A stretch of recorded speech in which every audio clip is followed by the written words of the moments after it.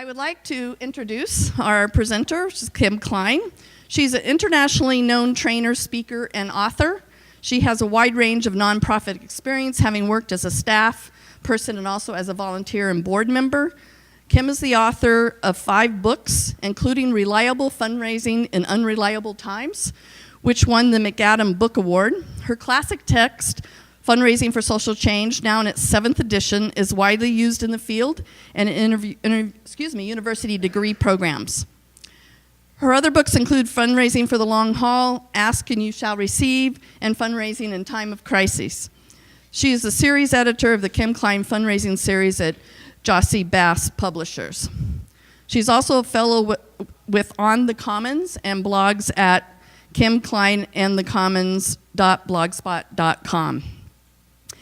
Kim has provided training and consultation in all 50 of our United States, 5 Canadian provinces, and 21 other countries. She is a lecturer of the School of Social Welfare at the University of California, Berkeley, and she has served as guest faculty at the Haas School of Business at UC Berkeley and Concordia University in Montreal. Kim co-founded the Grassroots Fundraising Journal in 1981 and was its publisher for 25 years. So you can see she is extremely experienced and a wonderful expertise, and we're just so happy to welcome Kim Klein. Thanks, Diane, and welcome everybody. I'm really happy to be here with you today, and I'm sorry I'm kind of high up, but it's the best way for everybody to be able to see. Today we're going to just explore a lot about fundraising, particularly from individuals, and I'd like to just start with telling you a little bit about how I got into fundraising, because you can see I've been in it for a long time now, 42 years. And I think when people are, 12 or 13, they don't think, oh, when I grow up, I'm going to be in fundraising. Certainly people my age don't think that. Now I see because I teach at Cal, I see that my students, some of them actually are thinking, I'm going to go into fundraising, I'm going to go into development. So that's a big change over these years. But I got into fundraising, I'm sure like most of you did, because you weren't at the meeting where the committee was appointed, and that was basically your punishment. So I got into it because I live in California, and I originally went to California to study to be a Methodist minister. And of course, ministry and fundraising are very closely related. So, and I was working in a domestic violence program, and I was put on the fundraising committee to raise money from churches. I knew nothing about how to do that, but I was the only person who had friends in churches. So that was like, okay, you can do it. So, and after a while, I was supposed to be a chaplain at this shelter and sort of provide spiritual guidance to people if they needed it. But what was really clear is that the shelter, more than any spiritual guidance, needed money. The spiritual guidance had to lead us to money. So that became my job. And after a while, I realized I thought fundraising is really not that hard. I think sometimes people think, well, she's on drugs. I mean, what I mean by is not that hard is very, very hard work. And it's kind of like a friend of mine says it's like being stoned to death with popcorn. I think it's a wonderful analogy. Because so many details, but it's not very hard to understand. There's a few basic principles. In the course of today, a lot of you come already knowing them, but in the course of today, you'll be reminded of them. And then it takes you a long time to go out and actually put them to work. In fact, the only really hard thing in my view about fundraising is how much people tend to hate asking other people for money. That's the main thing that holds us back. So I thought, well, that's not that hard for me, and so I went into it, and I've been in it ever since. And I feel like a lot of people will say this, they didn't choose fundraising, fundraising chose them. But what has happened in the course of my career is, of course, I meet all the best people. And one of my most favorite kinds of people are people that work with animals. I love animals, and so I always love coming to these kind of conferences and hearing what's going on. And I had a chance to talk with some of you, and I hope I'll have a chance to meet most of you before the day is over.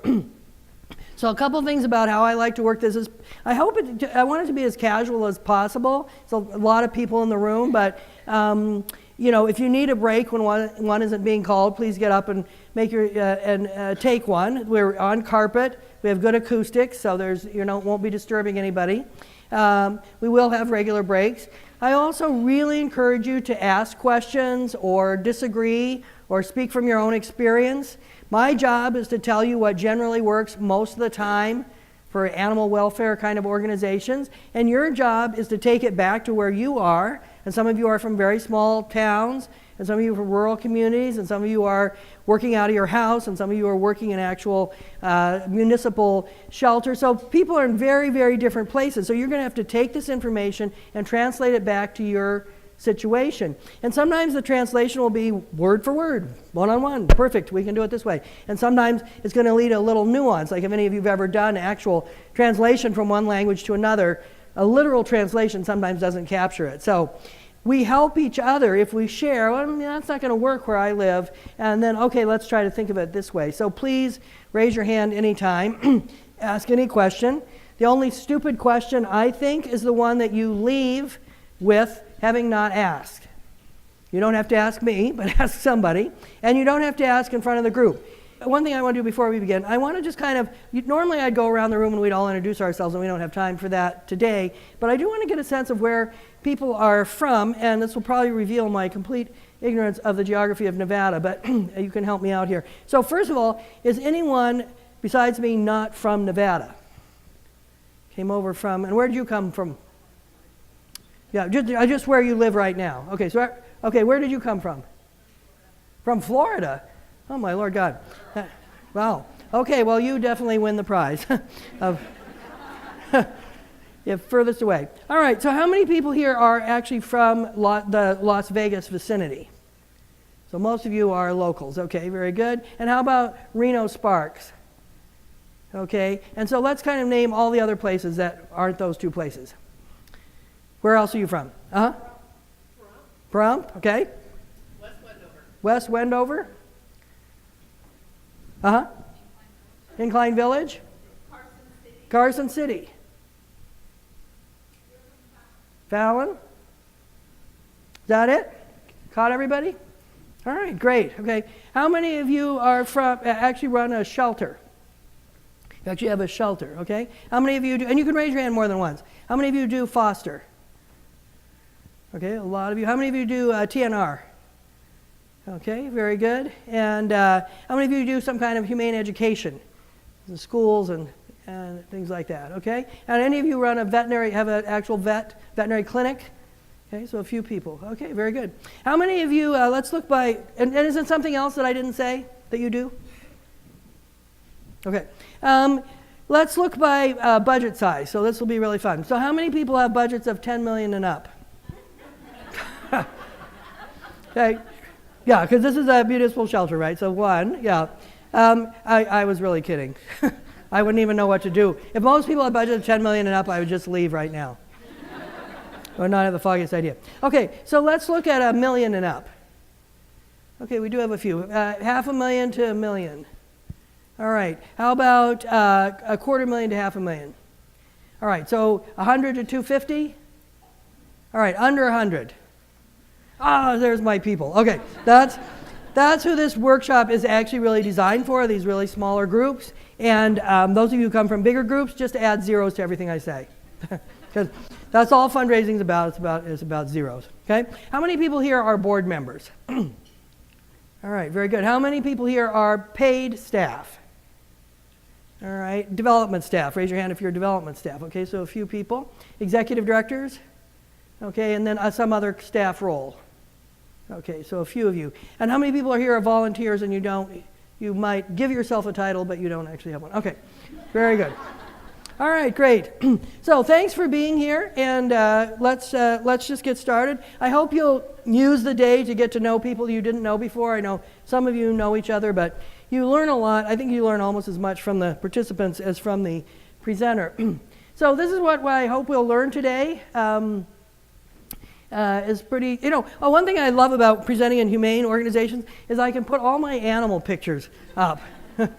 I did a workshop the other day for a lot of housing rights people, and on the evaluation, one person wrote, "Too many cat pictures." I was like, seriously, you cannot have too many cat pictures. That is just simply not possible. But I did throw in the occasional dog for the dog lovers in our midst. So this is what we're going to learn. So let's just get started. The most important thing to know about fundraising is that your focus should be on people, okay? Not on foundations, not on corporations, and probably unless you are a city-run or municipal agency, not on government. And the reason is because of this. Some of you probably know this. This is, there's an organization that's part of the University of Indiana in Indianapolis. And they publish this book every year, it's online report now, called Giving USA. They've published it actually since just after World War II. And I remember when I was first in fundraising, when I was working in this domestic violence program, and I was writing a lot of proposals because honestly I thought, where does money come from? Foundations, I mean, they're created to give away money, and it seemed like, so I was, typing and sending off these proposals and getting by return mail practically rejection letter. And it would always say, we're really sorry. I was like, you are not sorry at all. Yeah, we're really sorry. Oh, it just breaks our heart to not fund you. And after the 25th one or something, I thought to myself, this cannot be how the opera raises money. This cannot be how Stanford raises money. So I thought, there has to be something I'm really missing here. And of course, I've always believed practically all knowledge can be found at the library. So I went to the library and I found this little book, Giving USA. This is now all online, but and I opened it up, and there, it was in 1976 or something, the total amount of giving by these four sources was about 37 billion. But what's very interesting is that the percentages that we have over here were almost exactly the same then as they are now. And I felt like these numbers really almost reached off the page and grabbed me and said, Kim, here's your problem. You are spending 80% of your time on foundations when 80% of the money is from people. And that, I made this enormous switch at that time, and I've never looked back. So for those of you who haven't made that switch yet, do. And then I think for some of the smaller programs here, you probably came today thinking, oh, we've been raising money from people, now we want to move into the bigger money from foundations. And I'll tell you, I love foundations, it's great. And this whole thing is paid for by a foundation, my ability to be here. But foundations really don't have that much money. So let's just look at these things. Giving by individuals in 2017, we don't have 2018 numbers yet, was 286 billion. Well, more than 2/3 of the total. And then bequest was another almost 10%. What's a bequest? Yes, it's when a person makes arrangements for you in their will or estate plan. So the gift is made during their lifetime, right? But you don't receive it until they're dead, okay? That's called a bequest. So these are basically individuals living and dead, giving away almost 80% of all the money available. Foundations, about 16%, okay? 66 billion, not a shabby amount of money. But animal welfare organizations tend to be down, get about 3 or 4% of that money. Most of it goes to education and then healthcare, okay? So the vast majority of that is tied up elsewhere. And then corporations have always hung out. This has never changed. They have never moved off of 5%. Corporations, in some cases, like Petco and some others, have been very kind to animal organizations, and I think sometimes local businesses can be a really good place to go. Local businesses tend to be more counted under individuals, so Joe's Pizza Parlor tends to be counted under Joe. But so there's some gray areas here. But in the end, you can kind of see where you want to put your energy. And when you think about it, how do you get money from a foundation or a corporation? What do you have to do? What do you have to know? I'm sorry? You write a grant, yeah, but what do you have to know? People. Mm-hmm. Really, what you know is far less, everybody knows this expression, what you know is way less important than who you know. And this is particularly true in the corporate world. And even in foundations, generally one foundation will recommend you to another, and once you know people, you're more likely to get it. So that's why that's why the whole focus of today is on people. How do you get money from people? How many of you would say that your budgets look a little bit like this, your income stream from donations? I know you might have fees, but separately, how many of you have most of your money from individuals? Okay, really good. Okay, does anybody have most of their money from foundations? Of their donated money, not fees. Okay, and where are you from? What kind of organization? Okay, so you've had a lot of luck with foundations. That's great. But it looks like most of you have done a lot with individuals. So the question then becomes, well, who are those people? Right? That's the next sensible question. So who they are? 70% of adults living in America. And I say adults living in America because this is people who are born here as well as people who come here from other countries. We don't see any difference in giving in the immigrant population than we do in people that are born and raised in the United States. 7 out of 10 people giving away money. Way more people giving away money than vote. Way more. Way more people give away money than volunteer. Way more people give away money than attend any house of worship. In fact, I think, and I'd be curious if anyone has a counter offer to this, that this is the only thing we do at this level voluntarily that doesn't really return a lot of reward to ourselves. There's very little else that people do. You could say, well, people watch television, but in greater numbers than this. But I'm talking about something where you step up and you do something for someone else at this level. People love to give away their money. In every country where we've studied giving, which is now 123 countries, the majority of people give away money. In fact, the country that had the least giving is the country of Moldova, which some of you may know is also the world's most unhappy country in the happiness studies. And in Moldova, 40% of people give away money. But every other country, like South Korea, Costa Rica, Brazil, not just the usual suspects like Australia, England, Europe. You go even into the Scandinavian countries. In Finland, 90% of people give away money. Holland, 85% of people give away money. Canada, 80% of people. We are not the most generous country in the world. We are a very generous country, but we are not the most generous country in the world. But we're still really doing pretty well. And the main reason why people give is because they are asked. We do survey after survey, year after year, for now 30 years, say to people, think, and you can do it with me right now. It's a simple survey, one question. Think of the last time you made a donation. Why did you make it? If we had time, we'd go around the room, 80% of you would say, I was asked.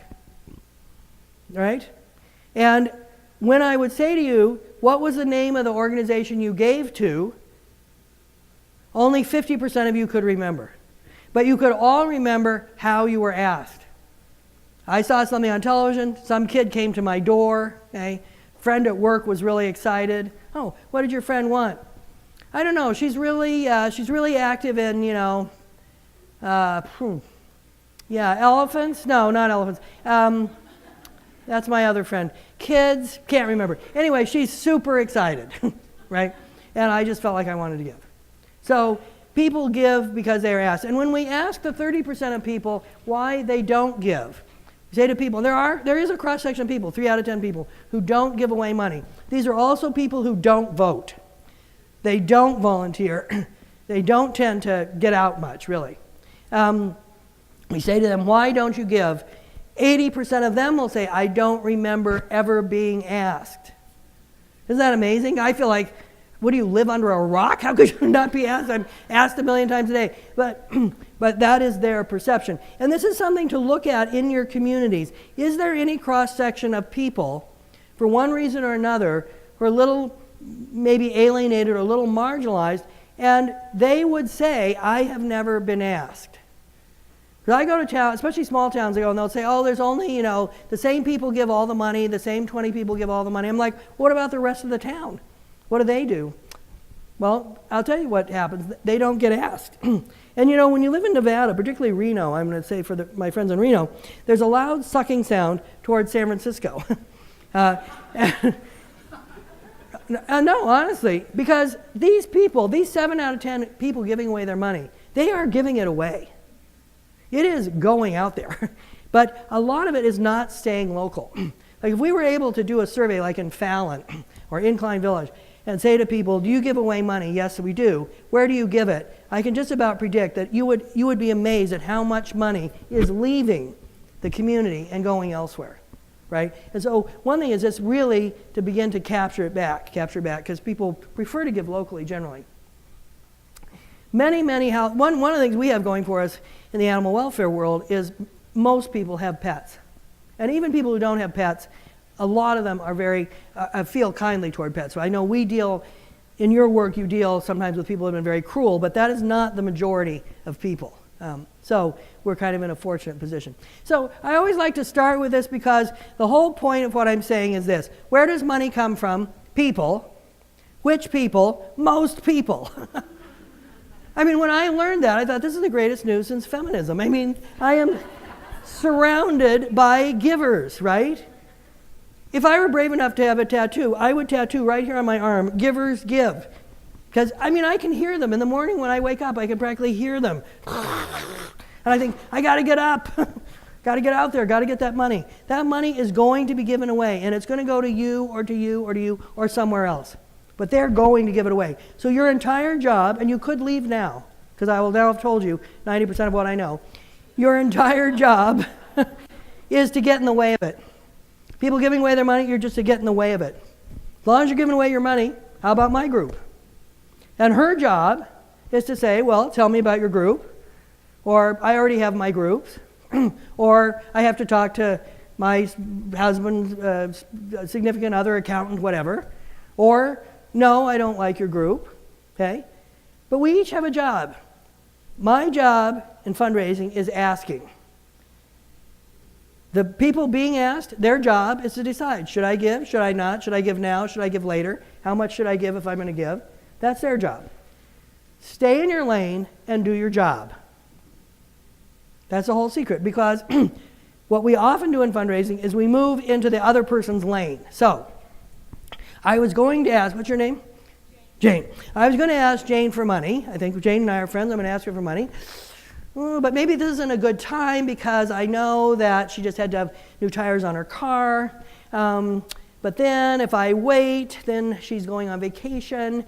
But then if I wait, I know that she's helping one of her nieces go to college, and it'll be kind of awkward for her to say no. So if I ask her, she'll feel like she should say yes, but she'll really need to say no. Or maybe if I ask her for just a tiny amount of money, but then she'll feel like, why did I ask her for a tiny amount of money? Do I think she's a tiny little giver? Bleh, you know. But see, I never even have to talk to Jane because I'm having all sides of the conversation. If I say this, Jane will say that. Okay, that's what we do. We swerve from lane to lane, and we're dangerous, and we don't get any money as a result. So, stay in your lane. Any questions about those numbers or comments about them? Are they surprising to people?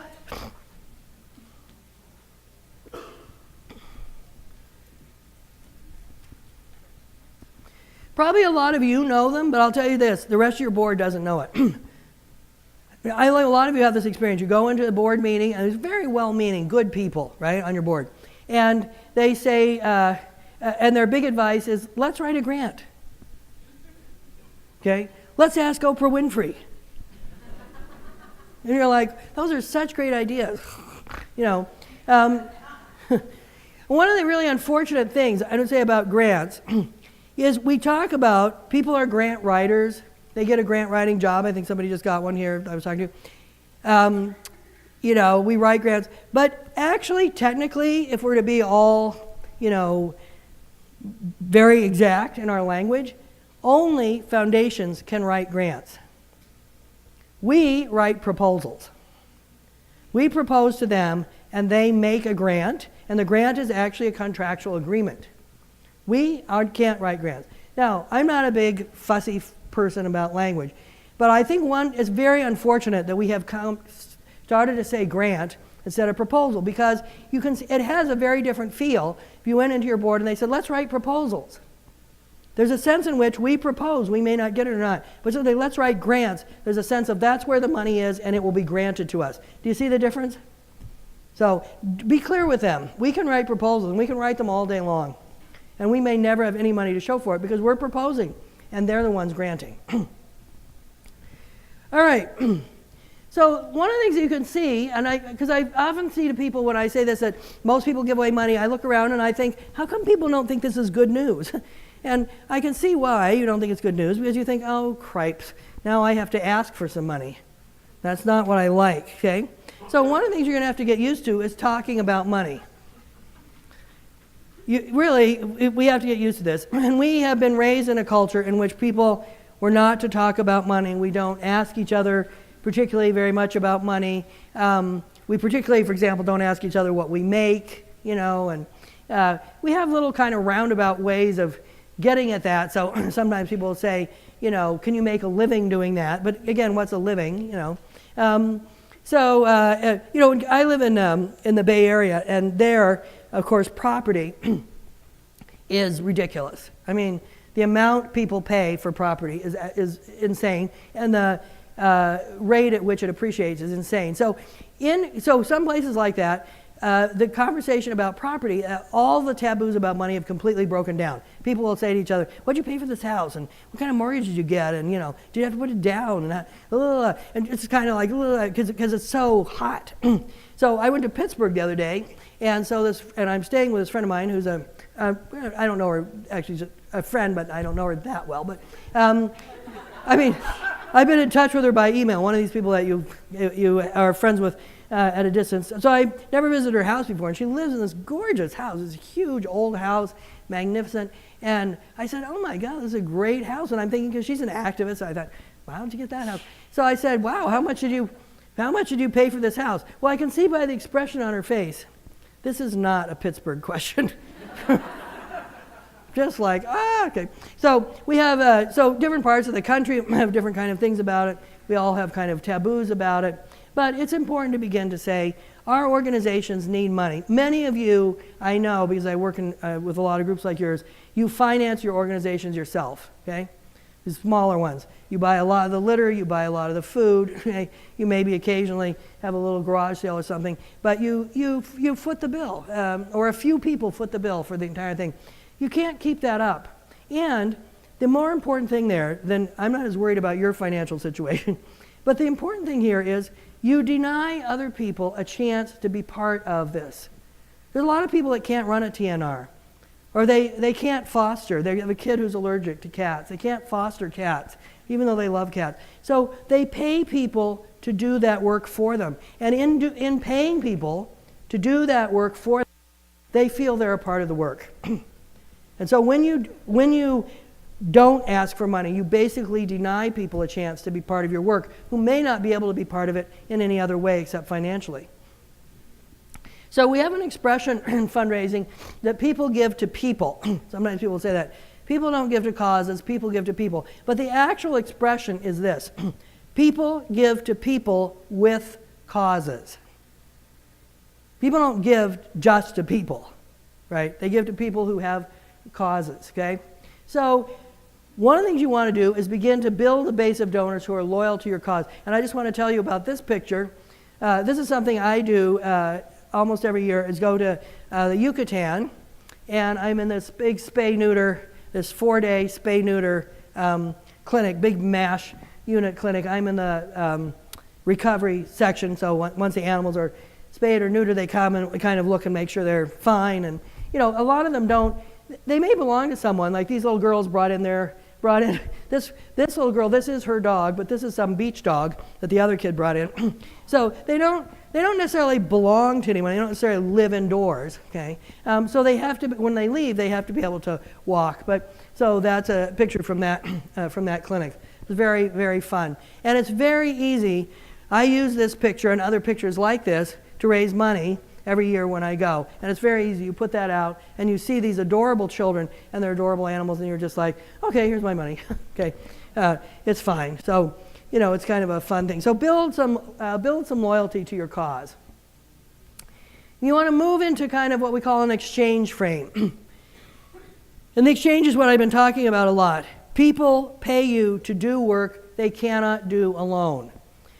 People always say to me, I hate fundraising, okay? I hate fundraising. Oh, well, why do you hate it? Well, people have many reasons. But one reason is it feels like begging, right? But begging is when you ask for something you have literally done nothing to deserve. In fact, would you say this dog is begging? No, it's adorable. Totally deserves food, right? We don't have any concept of that, of begging. Can you honestly say someone totally and completely doesn't deserve something? That's a big thing to say. if any of you are begging, that is, you totally don't deserve any money, then you need to ask Diane to get you a workshop for pathetic loser groups, okay? But I'm going to kind of go off the idea that you are far from pathetic, and that in fact, if I give you $50 or $100 or $500, it will buy me $100, $200, $1,000, $2,000 worth, because you are subsidized by the unpaid work of your many, many volunteers, right? So what are people paying you to do? That's the exchange, okay? And that's the first thing you have to be clear on in your mission. When people say, what does your organization do? You want to name kind of what you do that would be appealing to them. What's the exchange? What are people paying you to do that they want to see done, they need to see done, and they cannot do themselves? All right? So what I want you to do right now is find somebody, hopefully you won't have to go too far, but find somebody who's not from your organization, and I want you to tell them what you're exchanging. And this is a room full of people who are sympathetic to every other group in the room. I can't imagine we're going to have any big fights here. So you could tell them what's the appeal, and help your partner as you go back and forth figure out what are the first words that could come out that would make a person say, oh yeah, I want to hear more about that. I want to hear more about that. All right, is that exercise clear? All right, just take a couple minutes. Be fun. Somebody not from your group.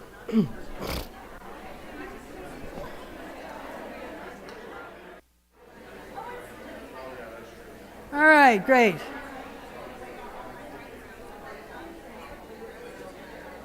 A lot of good exchanging going on.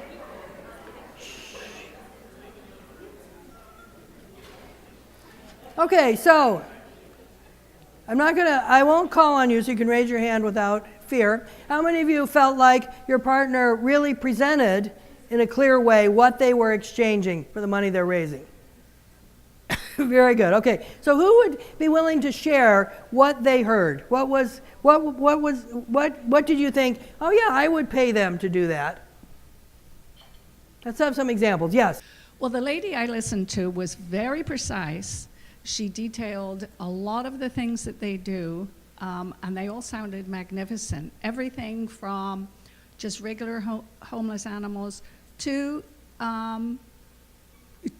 even taking in animals from people who are in hospice, which is amazing because, that's something that people really worry about later in life.